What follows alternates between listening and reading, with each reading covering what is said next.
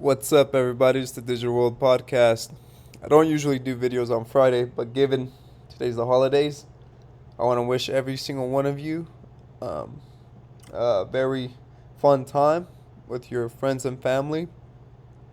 As we approach times that will be very serious, and this is just the beginning, it's good to remember that we need to appreciate the times that we do have, in which whatever freedoms and liberties we still obtain, to um, cherish those moments, because we have to look at things very objectively, right?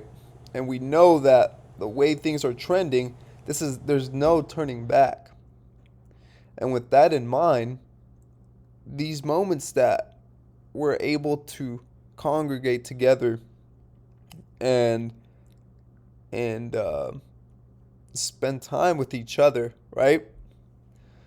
However, hard 2021 what was, the fact that we still have our health, that we're still alive and well, means so much more. And I just want to thank you guys for being on this journey with me and supporting me in this channel and the news that I bring to you guys. And without further ado, I just kind of want to touch on this quick topic because you're starting to see that, and I mean, you've been seeing the breaking down of civilized society. And let me break that term down a little bit more, because what I mean by civilized society, I'm not saying government has shut down, there's complete anarchy. No, no, no, no, no. However, there are signs of that. Look no further than Chicago, San Francisco, Los Angeles, all these major cities, right? I've been covering this. And you're starting to see the morality of a civilized society breaking down. And as you start to see the supply chain, right, which we've covered extensively, as we start to see shortages, people who may not have jobs for whatever reason will begin to resort, as you've seen in San Francisco exclusively, well, not just exclusively, but you've seen in other major cities where crime has been rampant and people have been doing whatever they can to get their hands on certain supplies. And as this becomes more common, it's going to be devastating, right?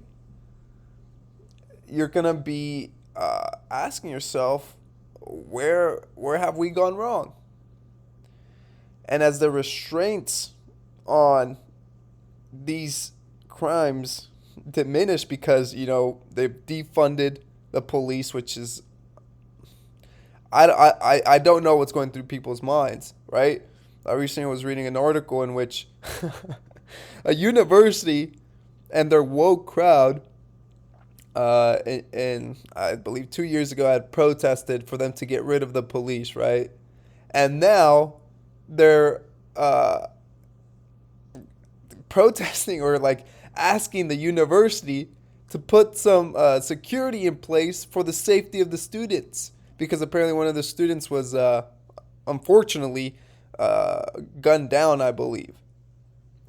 And so I don't know if people see what the consequences of their decisions are when they go and protest, right? They don't, they're following this mob mentality, and are only looking at the surface level consequences, or of what those decisions cause. But once the real fruits of those decisions come uh, to fruition, then they realize that it was a mistake. And this is the kind of stuff we're dealing with. And here, for example, hundreds of flights canceled due to staffing shortages.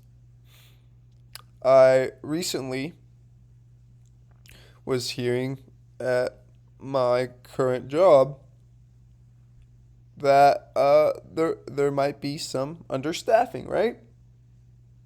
And one individual was saying, well, it makes sense. People are going to different jobs, etc., etc. And I'm thinking, do you understand? I mean, are we living in two total different realities, right? Because this is the tightest labor market that's been seen in recent history, right? And when you're having to fire, 5%, 10% of your uh, workers due to some mandates, of course you're going to take a hit, right?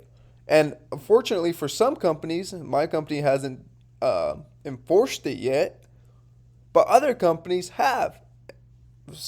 And case in point, hospitals.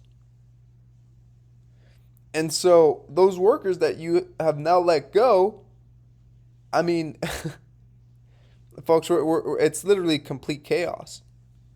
And so that's why I'm an advocate. Stand up for what you believe. Yeah, it may cost your livelihood, but what grounds are you standing on, right? And this is really a war on freedoms, a war on your liberties. And so when you look at history and you look at the side that has been censoring whatever truth or knowledge that was out in the public, when in history has anyone that's been doing the censoring been on the good side, right? And and this is something that George Gammon points out. And it's very evident that the side that tries to censor information and that tries to do all these things that on the surface may seem good, but really the consequences of it are really evil. That side has never been on the good side. And it just takes scratching the surface, right? To really understand the motives, right? But time will tell. Time will tell. And I think when you've when you've not materialized, but when you've really sat down and thought about what it is that I believe, what pushes me to stand on moral ground, on fundamentals, on principles, then you have a much better understanding of why you're opposed to what's happening. And maybe not even that. Let's say you're an individual who maybe you're thinking through what it is that you believe, because the current situation in the world has caused people to sway one way or another. And you don't even have to know what you believe. But if you simply look at the data, that will tell you where the truth lies. And I got off topic. I was going to talk about these hundreds of flights canceled, but I guess I got into a tangent about something else. But nevertheless, you're starting to see, flights being canceled left and right, people freaking out over scary and turbulent pestilence that's roaming that has very mild symptoms. It's essentially the common cold. So, what are we doing here, folks? What are we doing here? And so, it's always ask questions. Always ask questions. And critically think for yourself. Come to your own conclusions. And it takes training to become of a certain, for example, you have to train your thinking, right? It doesn't come easily because it's so easy to be influenced by narrative or popular opinion. But these days, being a contrarian to a lot of what is being asked is almost sometimes, not all the time, right? You gotta critically think with what you're doing. But sometimes being a contrarian allows you to ask the questions, right? And in asking those questions, you find your answer. Nevertheless, folks, I just want to wish everyone happy holidays. And remember to enjoy these moments, relish them, because you don't know what the world is going to be in the next 12 months. Look, case in point, the last 2 years, look how drastically the world has changed.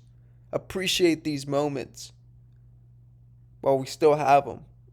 While liberty and freedom, whatever's left of it, is still allowed. And with that, I want to thank you for being on this journey with me. I hope that you enjoy your time with your family and friends. This is the Digital World Podcast, and I'll see you in the next episode.